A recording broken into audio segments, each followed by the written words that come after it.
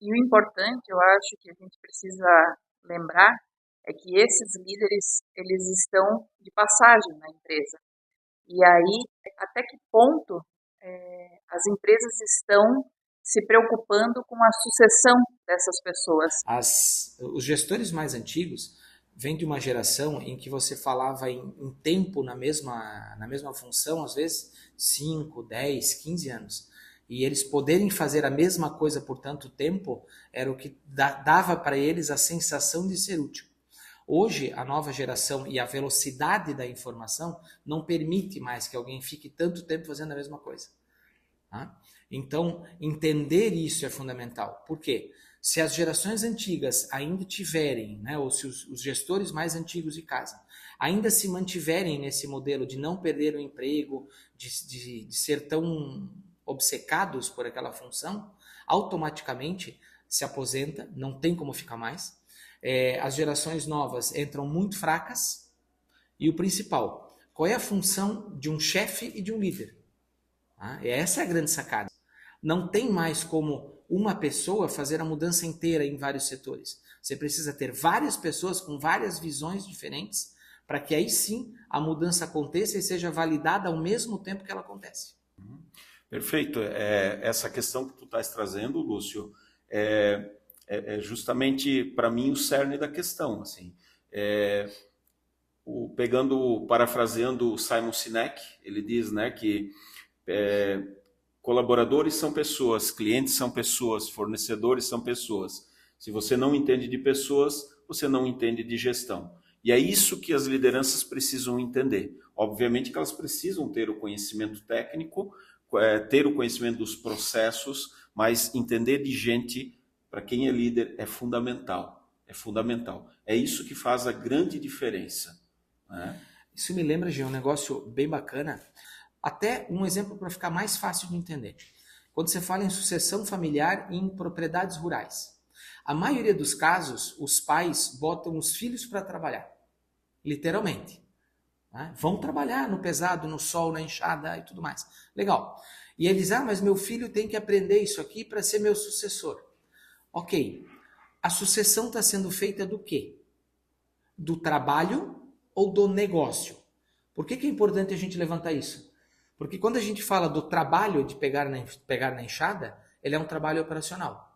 Mas na hora que o pai vai fazer as contas, se a propriedade está dando resultado, se não está dando resultado, pagar as contas, o filho não participa. Ou seja, ele está pensando, está se enganando a si mesmo, né? Dizendo que eu estou criando um sucessor. Não, está criando um bom operário. Um sucessor é aquele que aprende a fazer negócio junto com quem está fazendo negócio atualmente. Então, muitas vezes, nas próprias lideranças acontece isso. A gente pega, e aí, voltando, né, ao tema inicial, quando você pega um excelente técnico e bota ele como líder, ele traz a carga de técnico, mas ele não tem uma carga de liderança e de gestão. O ideal é que a gente pegue o técnico e comece a prepará-lo em gestão antes da necessidade de colocá-lo no cargo. E aí sim, é uma situação diferente. Para que ele possa, e a grande sacada é o líder atual ir fazendo pequenos testes de liderança com esse que, por sua vez, está sendo cotado a ser o seu próximo sucessor. E isso que tu estás falando é muito sério, Lúcio, porque aqui eu acho que tem muito a ver também com a questão linkada ao propósito da pessoa. Então você imagina, né, antigamente o pai era barbeiro, o filho tinha que ser barbeiro. O pai era sapateiro, o filho tinha que ser sapateiro. O neto sapateiro, o bisneto sapateiro. Né? Hoje em dia, assim, essa nova geração, né, a gente fala aí de gerações passadas, né, os baby boomers, a geração X, né? Mas hoje a gente lida com a geração Y, a geração Z, e está chegando já a geração Alpha agora, né? Começando a despontar aí também. Então, e essas gerações trabalham por propósito. Por propósito. E aí aqui, isso tem tudo a ver com a questão da sucessão dentro das organizações. Eu penso que isso só vai acontecer de forma natural se houver propósito aí por parte de quem está assumindo o papel, né? Não sei o que tu pensa a respeito. Acho que a questão, a gente não pode confundir às vezes, né, o propósito pessoal com um objetivo temporário. Eu acho que essa que é a grande sacada do negócio. Essa geração que está vindo nova agora, ela é uma geração do descartável, é tudo muito rápido, né? E aí quando ela olha o negócio, gostei daquilo, eu quero viver ao ar livre.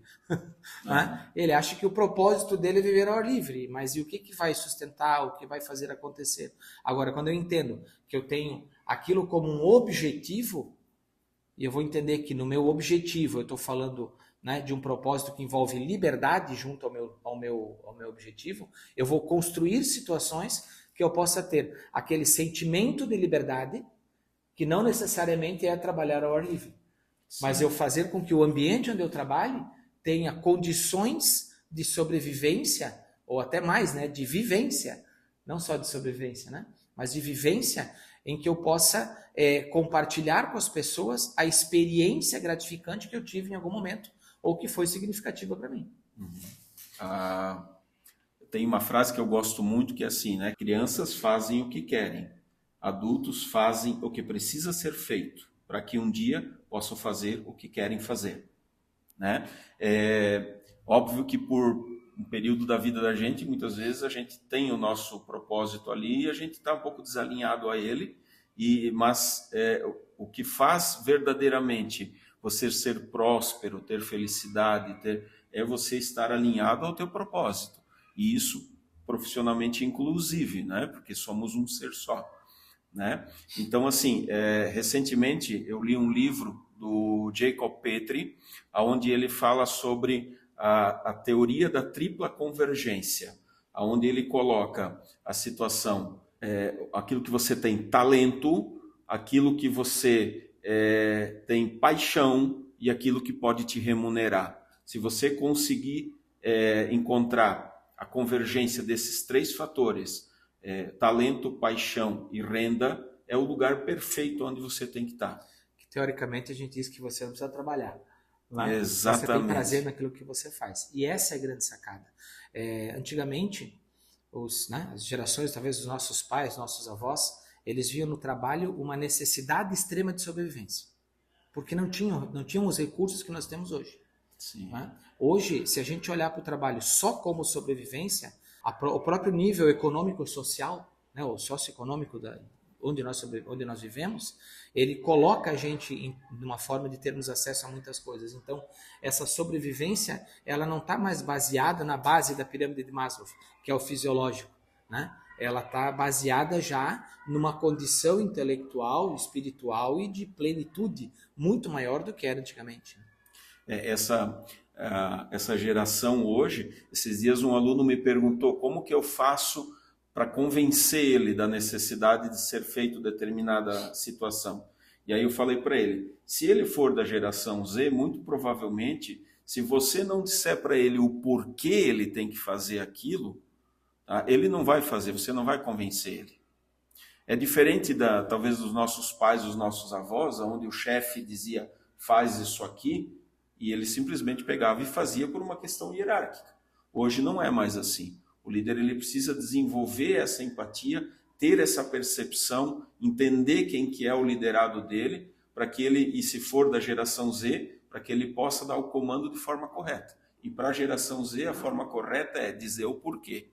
Se não disser o porquê, ele não vai fazer. O porquê está baseado com o propósito. Pensaram completamente nas teorias do Simon, né? O círculo dourado, né? O porquê, o como e o que fazer está relacionado a isso.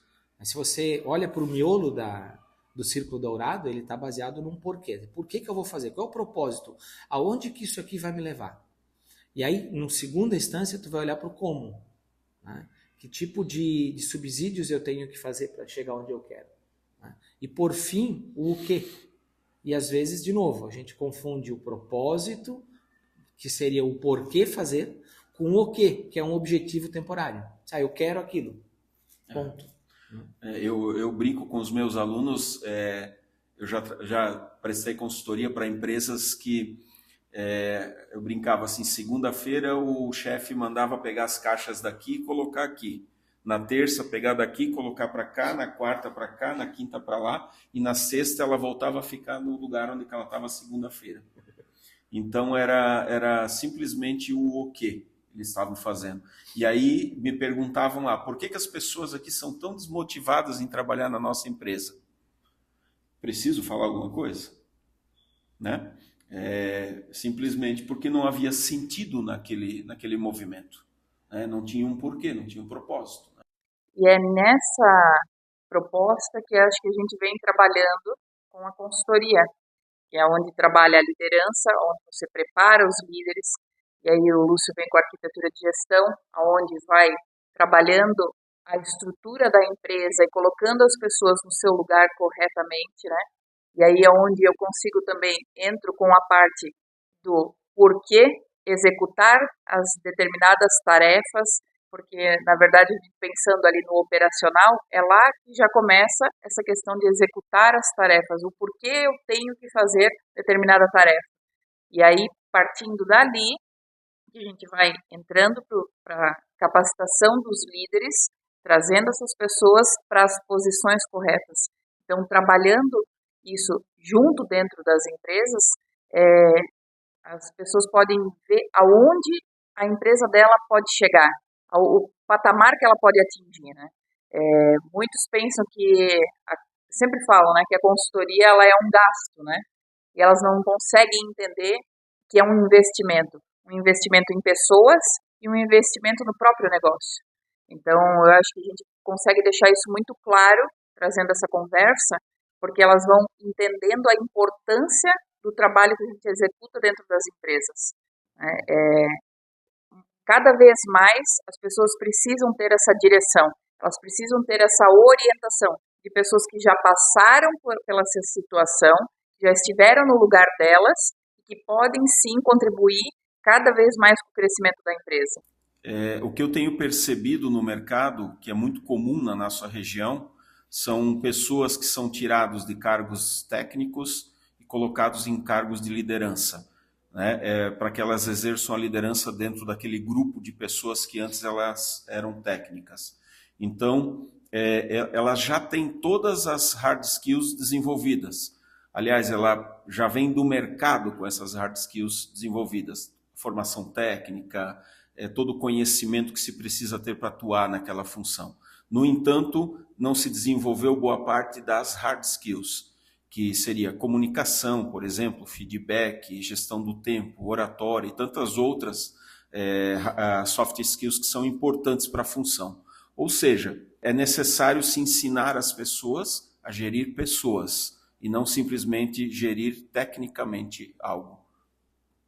Tu percebe às vezes, Jean, que tem casos, por exemplo, esses que são promovidos são pessoas que na sua maioria das vezes são pessoas que têm mais tempo de casa, têm um relacionamento bacana ou de proximidade com os gestores anteriores, até com o proprietário das empresas, e ele tem um relacionamento muito bom com eles. E automaticamente isso coloca eles no campo de visão dos superiores a ele, o que traz ele para cima, mas que muitas vezes, na visão do relacionamento dele abaixo, né, com a hierarquia abaixo dele, ele encontra a maior dificuldade. Né? Até mesmo porque as gerações anteriores trabalhavam muito mais a questão da confiança entre as pessoas do que necessariamente um perfil técnico. Perfeito, Né? perfeito. E essa junção, ela acaba dando problema agora, porque nós temos duas gerações se encontrando, né? E essas gerações têm objetivos diferentes. Percebes isso também? Exatamente. Acontece com certeza. E aí a necessidade da busca por muito tempo, os líderes eles tinham a preocupação de ficar com o conhecimento para si. Né? Eu brinco sempre com os meus alunos do Smiggle, né? No My Precious, né?